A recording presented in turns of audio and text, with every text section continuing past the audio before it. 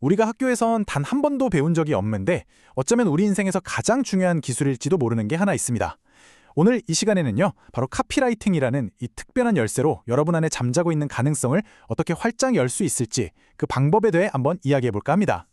혹시 진짜 인생 불공평하다 이런 생각 해보신 적 없으세요? 왜 나만 맨날 제자리 걸음인 것 같고 왜 내 노력은 아무도 몰라주는 걸까? 하고 말이죠. 맞아요. 이런 생각들 정말 우리를 지치게 만들죠. 나는 매일매일 진짜 열심히 살고 있는데 세상은 꼭 나만 쏙 빼놓고 저만치 앞으로 달려가는 것 같잖아요. 그런데 말이죠. 만약에 이 모든 불공평함이 사실은 우리가 아주 중요한 기술 딱 하나를 배우지 못해서 그런 거라면 어떨 것 같으세요? 자, 그럼 첫 번째 파트부터 시작해 볼까요? 도대체 우리가 왜 이렇게 불공평하다고 느끼는 건지 그 아주 근본적인 원인부터 한번 제대로 들여다보죠. 놀랍게도 그 범인은 바로 우리가 받은 교육에 있었습니다. 생각해 보세요. 학교는 우리에게 정말 수많은 지식을 가르쳐 줬잖아요. 근데 정작 가장 중요한 딱 한 가지를 빼먹은 거예요. 그게 뭐냐면 바로 내 자신의 가치를 스스로 만들어서 세상에 전달하는 능력. 바로 이겁니다. 지금 보시는 이 그림이 바로 핵심에 딱 보여주는데요. 우리의 학교 교육은 주어진 글을 정확하게 이해하는 능력, 그러니까 독해력이라는 아주 튼튼한 뿌리를 내리는 데는 엄청나게 집중했어요.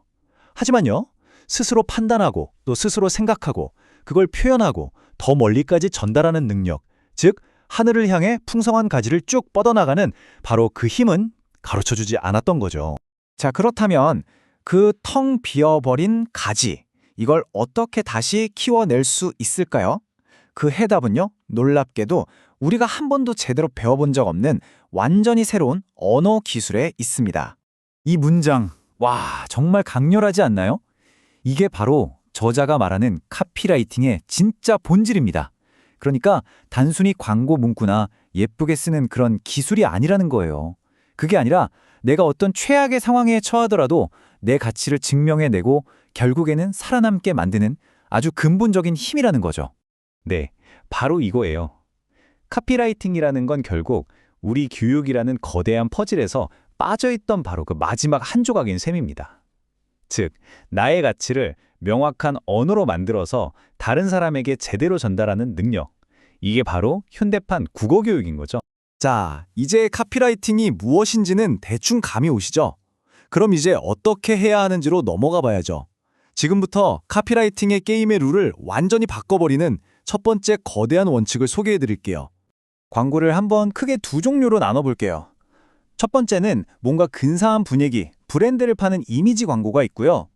두 번째는 이걸 보자마자 바로 지갑을 열게 만드는 리스폰스 광고가 있어요.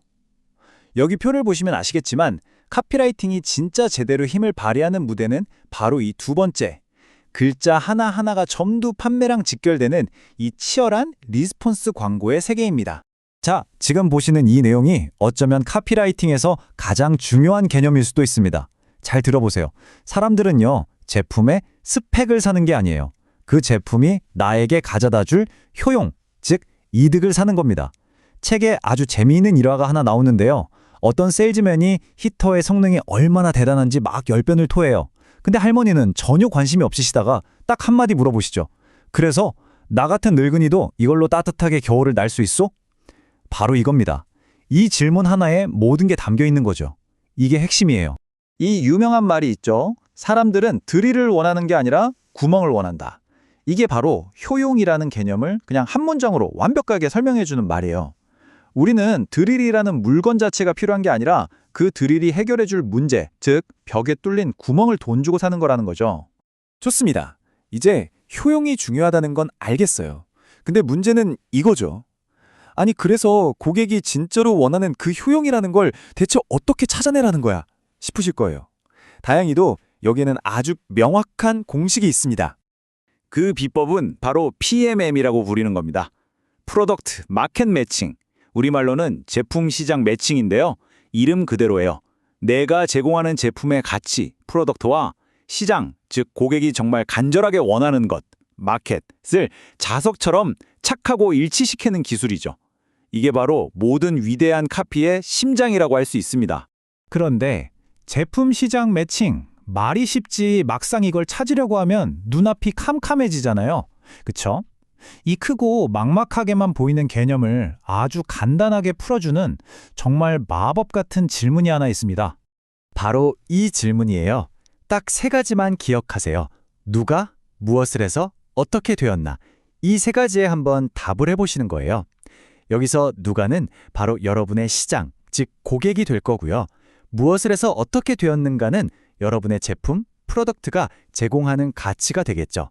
이 간단한 질문 하나만으로도 그렇게 복잡해 보였던 PMM의 핵심이 아주 선명하게 보이기 시작할 겁니다. 자, 이제 마지막 파트입니다. 지금까지는 카피라이팅을 약간 비즈니스 기술처럼 이야기했다면 이제부터는 이걸 우리 개인의 삶을 어떻게 바꿀 수 있는지 그 관점에서 한번 바라보겠습니다. 이 부분이 정말 흥미로운 지점인데요. 우리가 다른 사람의 문제를 해결해 주려고 막 글을 쓰다 보면요. 아주 역설적이게도 그 과정에서 이전에는 나 자신도 미처 몰랐던 나의 재능, 나의 진짜 가치를 발견하게 된다는 거예요. 그러니까 결국 남을 돕는 과정이 곧 나를 찾아가는 여정이 되는 셈이죠. 그리고 이 책이 우리에게 전하려는 가장 중요한 메시지는 아마 이것일 겁니다. 우리가 그렇게 바깥에서 찾아 헤매던 부와 성공의 진짜 원천은 사실 저 멀리 어딘가에 있는 게 아니라 처음부터 바로 우리 자신의 내면에 존재하고 있었다는 것, 바로 그 사실 말입니다. 이제 여러분의 차례입니다. 여러분 안에는 과연 어떤 놀라운 가치가 아직 발견되기를 기다리며 잠들어 있을까요? 그리고 그 엄청난 가치를 세상 밖으로 꺼내놓기 위해 여러분은 과연 어떤 말을 찾아내야 할까요? 오늘 한번 조용히 생각해 보시는 건 어떨까요?